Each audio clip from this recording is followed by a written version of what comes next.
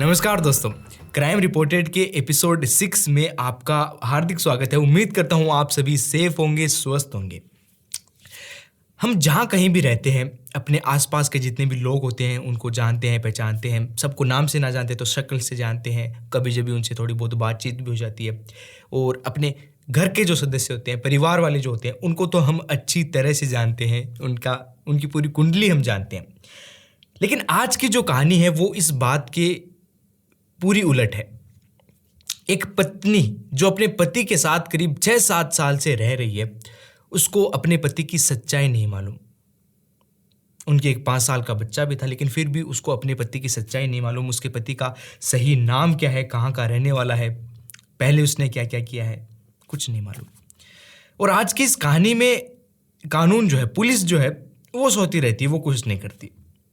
दूसरी तरफ एक पत्नी अपने पति का राज खोल बैठती है और पुलिस भी ये देखकर दंग रह जाती है कि जो काम पुलिस नहीं कर पाई 7-8 सालों में, वो एक पत्नी ने कर दिया, वो भी अपने पति के खिलाफ। कहानी है दोस्तों ये मध्य प्रदेश की झांसी शहर की। तारीख थी 14 मार्च 2022। अनामिका मेहरा नाम की एक लड़की 35 वर्षीय झांसी रोड के एक थाने पर पहुंचती है। थाने में पहुंचने के बाद में पुलिस वालों से कहती है कि मेरा पति मुझे बहुत मारता पीटता है, बहुत परेशान करता है। पुलिस देखती है कि भाई आम घरेलू झगड़ा है, अक्सर घरेलू झगड़े ऐसे होते रहते हैं, पुलिस के पास भी अक्सर कई केस आते हैं। पुलिस इसको एकदम लाइटली लेती है, बिल्कुल भी ध्यान नहीं देती इसके ऊपर, और अनामिका को कह देती है कि आप घर पर जाइए, हम आपके पति का रिमांड लेंगे, आप नाम पता लिखवा दीजिए और आगे से आपका पति आपको परेशान नहीं करेगा। लेकिन उसके बाद में अनामिका ने कहा कि मेरा पति एक सीरियल किलर है, उसने कई कत्ल किए हैं, काफ़ी सारे पैसों को भी धोखाधड़ी की है उसने, और भी कई गलत काम किए, मारपीट भी की है। पुलिस ने फिर इस बात पर कोई ध्यान नहीं दिया, क्योंकि पुलिस को लगा कि ये अपने पति से घर से लड़कर आई है और ये अपने पति को फंसाना चाहती है कि कैसे जैसे इसका पति जो है फंस जाए, पुलिस उसके ऊपर कोई धारा लगा दे। तो पुलिस इस बात को भी लाइटली लेती है। लेकिन दूसरी तरफ अनामिका को पता था कि पुलिस बिल्कुल भी इसकी बात पर यकीन नहीं करेगी। इसीलिए अनामिका बार बार कहती रहती है कि उसका पति एक सीरियल किलर है, उसने 3-4 लोगों का कत्ल किया है, उसने 35-40 लाख रुपए का घोटाला भी किया है। जब बार बार अनामिका ये बात कहती रही थाने में, जब पुलिस को हुआ कि कुछ थोड़ा बहुत हम एक्शन लेना चाहिए, क्योंकि अगर अनामिका ये बात बता रही है और पुलिस ने कोई भी एक्शन नहीं लिया और आगे चलकर कोई गड़बड़ हो गई तो हो सकता है कि उनके ऊपर कुछ दिक्कत आ जाए।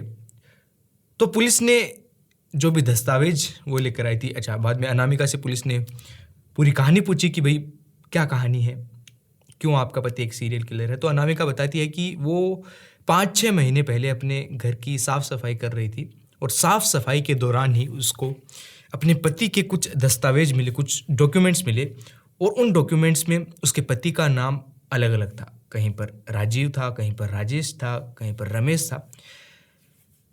जब अनामिका ने ये सब देखा तो वो चौंक गई। बाद में कुछ आईडी कार्ड्स वगैरह मिले अलग अलग नामों के साथ, बाकायदा उन पर फोटो भी लगी हुई उसके पति की। अनामिका ने बाद में थोड़े कुछ और दस्तावेज खंगाले तो उसको कुछ ऐसे डॉक्यूमेंट्स मिले जिनको देखकर ऐसा लग रहा था कि उसके पति ने कत्ल किए हैं। ये जितने भी दस्तावेज थे, वो दस्तावेज सारे के सारे अनामिका पुलिस के पास लेकर आ गई थी।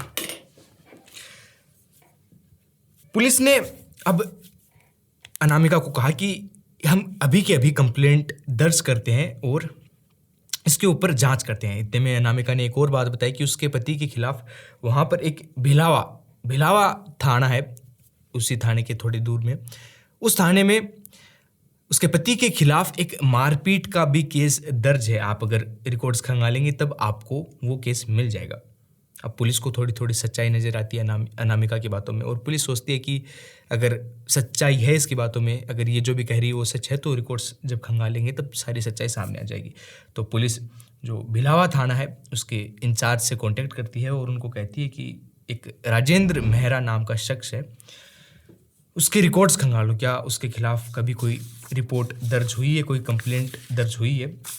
तो इधर एक तरफ भिलावा थाने में राजेंद्र मेहरा की कुंडली खंगाली जा रही है, उसके खिलाफ कोई भी कंप्लेंट है वो खंगाली जा रही है, और उस थाने में भी उन्होंने पुराने रिकॉर्ड्स खंगालना शुरू कर दिए। थोड़ी ही देर बाद में जो बिलावा थाना था उससे फ़ोन आता है और वो कहते हैं कि हाँ, राजेंद्र मेहरा के खिलाफ एक मारपीट का केस दर्ज है, कंप्लेंट दर्ज है। अब जब ये बात उन्होंने सुनी तो वो थोड़ी दंग रह गई, क्योंकि अब हो सकता है कि जो जो भी बातें अनामिका बता रही है वो सच हो। अनामिका की बातों में उनको सच्चाई का सबूत मिलना शुरू हो गया था। बाद में वो और तेज़ी से और पुराने रिकॉर्ड्स खंगालना शुरू करते हैं तो उनको 36 लाख रुपए का एक धोखाधड़ी का भी केस मिलता है राजेंद्र के खिलाफ। अब जब ये 2 केस पुलिस को मिल चुके थे राजेंद्र के खिलाफ, पुलिस काफ़ी पक्की हो गई थी कि राजेंद्र ने कुछ गलत किया है और जो अनामिका जो भी बातें बता रही है ये बातें कहीं ना कहीं सच हो सकती हैं। अब पुलिस ने अनामिका को आराम से बिठाया और अनामिका से पूरी कहानी पूछी कि भाई शुरू से कुछ बताओ, तुम्हारी और राजेंद्र की क्या कहानी है। अनामिका ने बताना शुरू किया कि इन दोनों की मुलाकात 2014 में हुई थी। 2014 में अनामिका ग्वालियर से दिल्ली जा रही थी नौकरी की तलाश में। ये सफ़र वो ट्रेन से कर रही थी, तो ट्रेन में ही राजेंद्र मेहरा नाम का शख्स अनामिका को मिला। अब दोनों की क्योंकि सीट पास पास थी तो और सफ़र काफ़ी लंबा था तो दोनों के बीच में थोड़ी थोड़ी बातें होना शुरू हुई।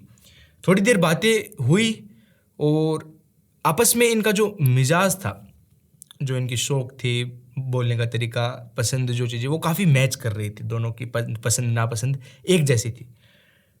तो सफ़र काफ़ी लंबा था और सफ़र ख़त्म होते होते दोनों के बीच में थोड़ी बहुत दोस्ती हो जाती है। अब जब ये सभी दिल्ली पहुँचे, अच्छा, सफ़र के दौरान अनामिका ने राजेंद्र को ये भी कहा था कि वो नौकरी की तलाश में दिल्ली जा रही है। तो जब वो दिल्ली पहुँचे तो 1-2 दिन के अंदर अंदर ही राजेंद्र की उस वक्त जानकारी थी 1-2 कंपनी में, तो राजेंद्र ने 1-2 दिन के अंदर अंदर ही अनामिका को एक कंपनी में जॉब दिलवा दी। अब ये काफ़ी बड़ी बात थी अनामिका के लिए। एक अनजान व्यक्ति, 2 दिन पहले मुलाकात हुई और आज इसने इतना बड़ा काम कर दिया उसके लिए। अनामिका काफ़ी इम्प्रेस हो जाती है राजेंद्र से। धीरे धीरे दोस्ती और गहरी होती है, आपस में मिलना जुलना और ज़्यादा होता है। कॉफ़ी पर जाते हैं, डेट पर जाते हैं, ड्राइव पर जाते हैं, इधर उधर घूमते हैं। दोस्ती उनकी इतनी गहरी हो जाती है कि वो फैसला करते हैं आपस में शादी करने का। इसी दौरान जो राजेंद्र है वो एक कुलदीप मेहरा नाम के शख्स को अपना बाप कहकर, नकली बाप बनाकर पहले अनामिका से मिलाता है। बाद में वो दोनों जाते हैं ग्वालियर। अच्छा, ग्वालियर में जो अनामिका के माता पिता थे एक बड़े ट्रांसपोर्टर थे, बड़ा कारोबार था इनका, खूब सारा पैसा था इनके पास। अनामिका भी काफ़ी पढ़ी लिखी थी, सुलझी हुई लड़की थी। अनामिका के माँ बाप भी मना नहीं करते शादी के लिए, वो भी कह देते हैं अनामिका की जो मर्जी, जो अनामिका को अच्छा लगे वो अनामिका कर सकती है, जिससे शादी करना चाहे उससे कर सकती है। उनके माता पिता को उसकी शादी से कोई ऐतराज़ नहीं। तो अनामिका राजेंद्र से शादी कर लेती है। राजेंद्र से शादी करने के बाद में वो दोनों वापस दिल्ली नहीं जाते, ग्वालियर के अंदर ही एक अच्छी खासी कॉलोनी में शिफ्ट हो जाते हैं। अब उस वक्त राजेंद्र के पास काफ़ी पैसा था, प्रॉपर्टी भी थी उसके पास। वो दोनों ग्वालियर में एक अच्छी घर ले लेते हैं और उसके अंदर शिफ्ट हो जाते हैं। ये बात है करीब 2014 की। शुरू के 1-2 साल सब कुछ सही चल रहा था, दोनों के बीच में प्यार बरकरार था। लेकिन 2-3 साल बाद में अनामिका के एक लड़का होता है, बच्चा होता है, और बच्चा होने के बाद से ही जो राजेंद्र का स्वभाव था, राजेंद्र का जो मेरा मिजाज था वो बदलने लगा। पहले धीरे धीरे राजेंद्र गुस्सा करने लगा अनामिका के ऊपर, बाद में धीरे धीरे मारने पीटने लगा। बाद में होते होते बात इतनी ज़्यादा पहुंच गई कि एक बार राजेंद्र ने अनामिका को मारने की भी कोशिश की। जब बात इतनी आगे तक पहुंच गई थी तब इसी साल मार्च 2021 में अनामिका ने फैसला किया कि वो अपने पिता के घर जाएगी, वो राजेंद्र के साथ और नहीं रहेगी। तब तक उसका जो बच्चा था वो भी 5 साल का हो चुका था। अब अनामिका जितने भी उसके बच्चे के उसके कपड़े वपड़े जो भी सामान सट्टा था वो इकट्ठा कर रही थी, बैग्स के अंदर पैक कर रही थी।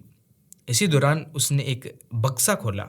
उस बक्से के अंदर वो देख तो और कोई दूसरा ही सामान रही थी, लेकिन अचानक से उसको अपने पति के कुछ दस्तावेज मिले, कुछ डॉक्यूमेंट्स मिले और उन डॉक्यूमेंट्स के अंदर उसके पति की पहचान अलग-अलग।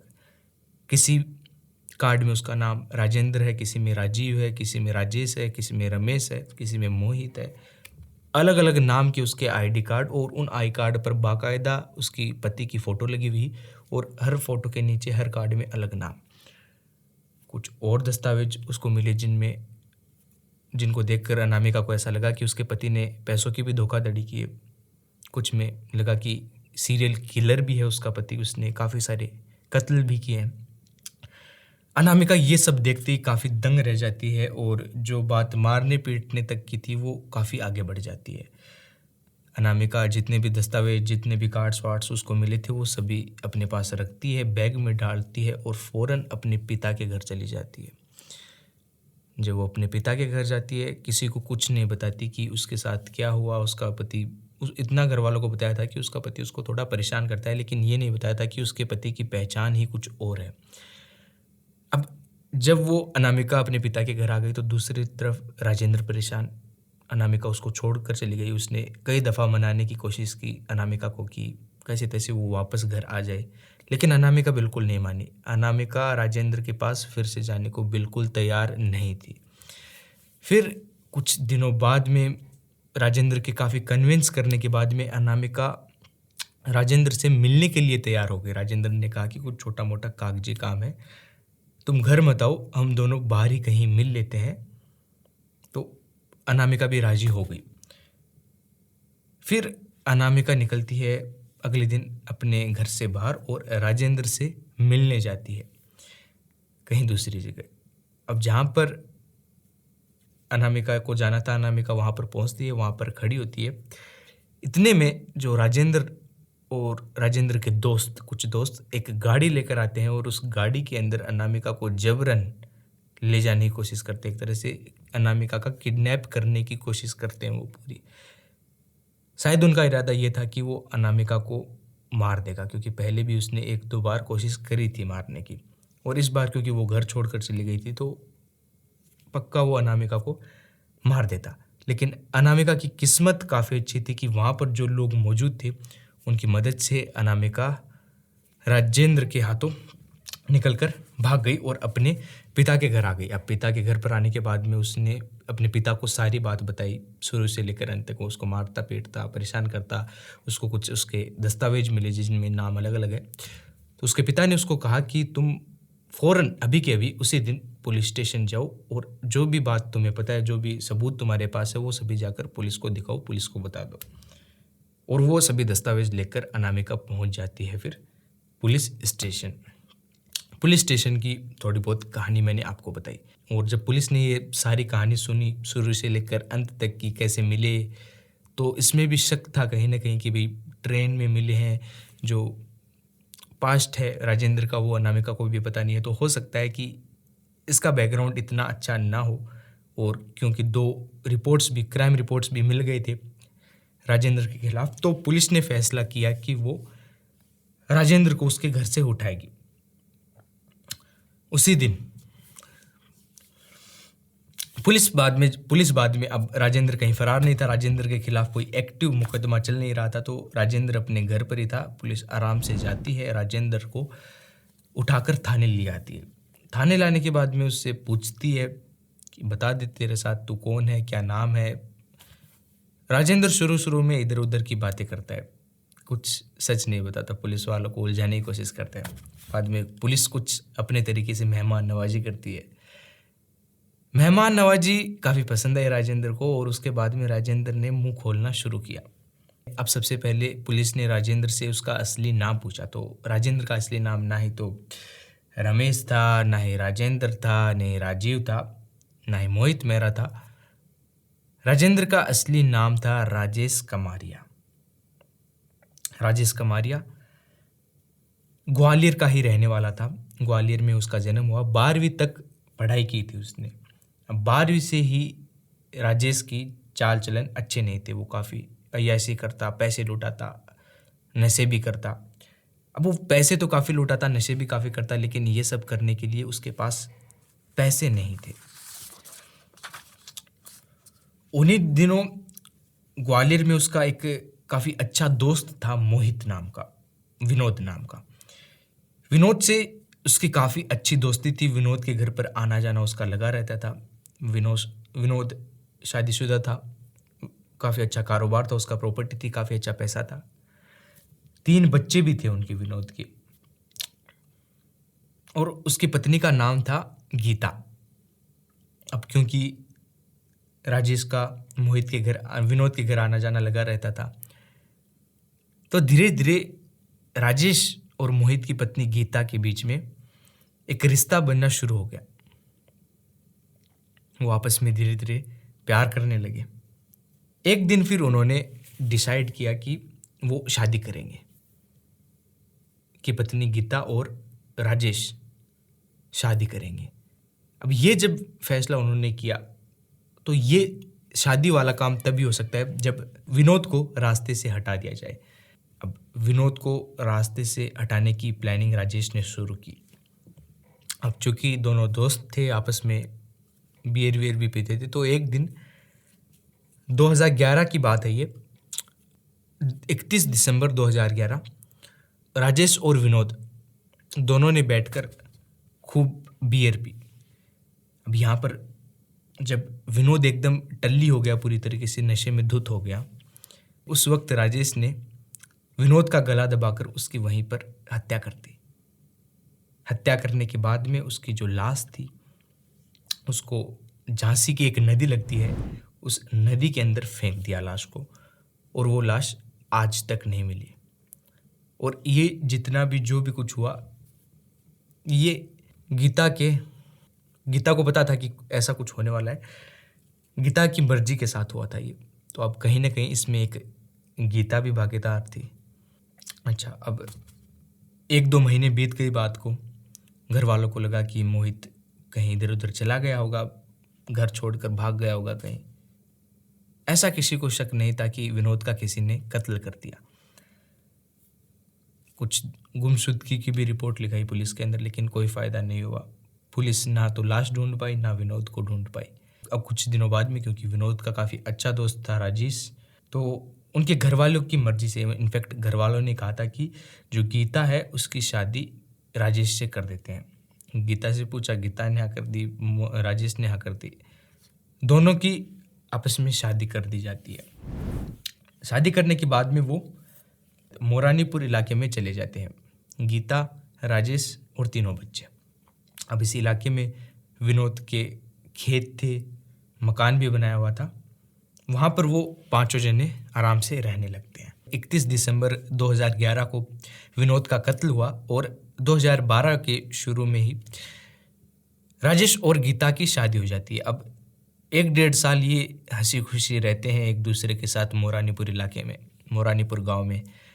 लेकिन 1-1.5 साल बाद में गीता को लगने लगता है कि राजेश ने उससे कभी प्यार किया ही नहीं। उसने केवल प्यार का नाटक किया ताकि जो प्रॉपर्टी है, जो मकान है, जो पैसा है विनोद का, वो उसके हाथ लग जाए, राजेश के हाथ लग जाए। अब राजेश काफ़ी यास था, काफ़ी पैसों की उसको ज़रूरत थी, पैसे उड़ाने वाला बंदा था, लेकिन पैसे थे नहीं। तो उसने प्यार के बहाने से जितने भी पैसे थे वो सभी पैसे लूट लिए एक तरह से विनोद से। अब जब ये बात गीता ने राजेश को बताई, राजेश ने तुरंत चाकू से गीता का कत्ल कर दिया।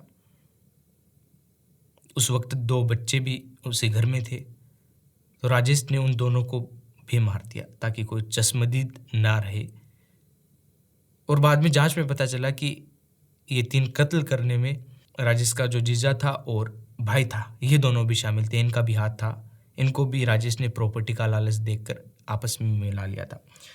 तीनों का कत्ल करने के बाद में इन तीनों की लाश भी राजेश ठिकाने लगा देता है, और वो लाश भी आज तक नहीं मिली।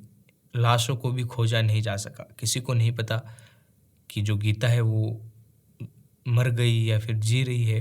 किसी ने ना कोई तलाश की, ना किसी ने किसी से कांटेक्ट करने की कोशिश की। पुलिस में रिपोर्ट दर्ज कराई गुमशुदगी की, लेकिन पुलिस भी नहीं पकड़ पाई। अब ये तीनों कत्ल करने के बाद में जितने भी प्रॉपर्टी, जितना भी पैसा था, वो सब लेकर राजेश अपना नाम बदल कर रख लेता है मोहित मेहरा और अलग अलग जगहों पर रहने लग जाता है। कभी किसी होटल में रहता है, कभी किसी के घर किराए पर रहता है, कभी कहाँ पर, और हर जगह वो अपनी पहचान बदलता रहता है। तो काफ़ी पैसा था उसके पास, तो पहचान बदलने का, ये करने का सारा खर्चा वो उठा सकता था। आईडी कार्ड भी बनवाता अपने ने, उनमें सब चीज़ों में काफ़ी पैसा भी लगता है। तो वो जितनी भी जगह जाता वो अपनी पहचान बदल कर जाता, कहीं पर राजेश, कहीं पर रमेश, कहीं पर राजेंद्र, सब कुछ। ऐसे करते करते वो एक कारोबारी घर में पहुंचा जहाँ पर एक रिटायर्ड इंजीनियर रहता था। अभी ये रिटायर्ड इंजीनियर था, कारोबार भी इनका अच्छा चल रहा था, बिजनेस था, और क्योंकि रिटायर्ड इंजीनियर थे तो पैसे की कोई कमी नहीं थी इनके पास। राजेश ने फिर से जो उस इंजीनियर की बीवी थी उससे अपना रिश्ता बनाना शुरू किया, और थोड़े ही दिनों बाद में राजेश और उस इंजीनियर की बीवी में एक रिश्ता कायम हो गया। धीरे धीरे जो इंजीनियर की बीवी थी उसने काफ़ी सारे पैसे राजेश के ऊपर लुटा दिए। राजेश कहता इतने चाहिए, वो इतने ला देती। और जब उन्हें पता चला कि जो ये राजेश है ये फ्रॉड है, उन्होंने, जब राजेश गायब हो गया था, उन्होंने तुरंत थाने में जाकर एक रिपोर्ट लिखवाई, और उस रिपोर्ट में उन्होंने देखा कि पूरे 32 लाख रुपए, 32 नहीं बल्कि 36 लाख रुपए उन्होंने राजेश के ऊपर लुटा दिए। 36 लाख रुपए का कंप्लेंट, धोखाधड़ी उन्होंने राजेश के खिलाफ थाने के अंदर लिखवाई। पुलिस ने बाकायदा थोड़ी बहुत ढूंढने की कोशिश भी की, इधर उधर अरेस्ट वारंट भी उसका जारी किया, इनाम भी रखा उसके सर पर, लेकिन कोई फ़ायदा नहीं हुआ।